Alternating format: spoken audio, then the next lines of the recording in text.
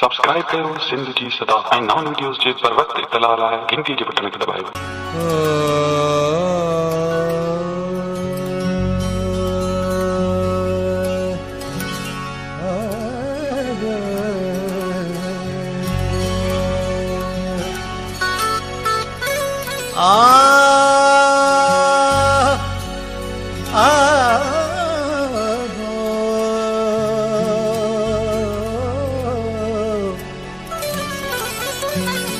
अञा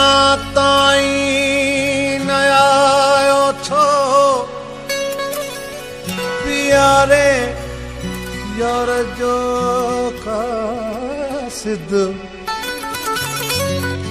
कॾहिं ॾिसंदियूं अखियूं मिठे मन ठार जो क़ासिद न आया यार यार न आया यार जो कासिद वले किन यार ॾे हरदम हुयो हूंदो दफ़ा कई मूं आशिक़ ज़ार जो कासिद जुदाई जे गमन में बस धणी जाने ऐ दादन मरी वेंदासूं जे ईंदो की न की मन ठार जो कासिद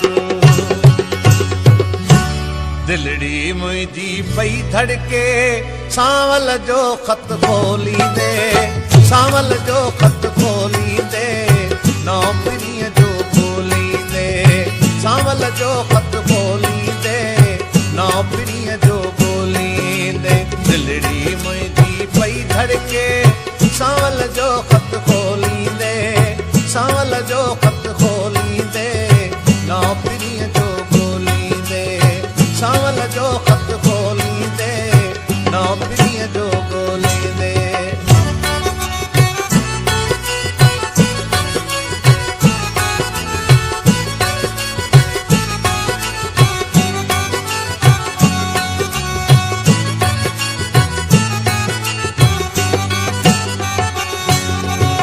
नवा पुराना सभई पना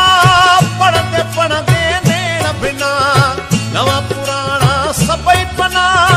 पढ़ंदे नेण बिना सांवल जो ख़त खोली दे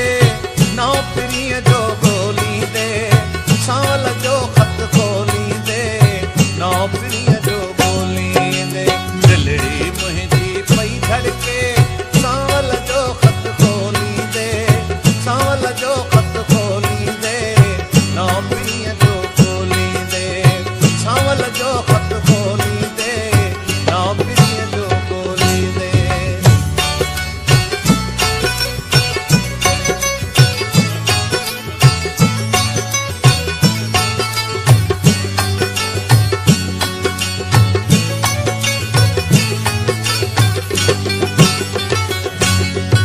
हो त खुश खबरी आणी दुश्मा हो त चयो हो ई दुश्मा खुश खबरी आणी दुश्मा हाल अंदर जा ओरी दे सांवल जो ख़त खोली दे सांवल जो ख़त खोली दे नौकरीअ जो खोली दे सांवल जो ख़त खोली दे नौकरीअ जो खोली दे दिलड़ी मुंहिंजी पई धड़के सांवल जो ख़त खोली दे सांवल जो ख़त खोली दे नौकरीअ जो खोली दे सांवल जो ख़त खोली दे नौकरीअ जो खोली दे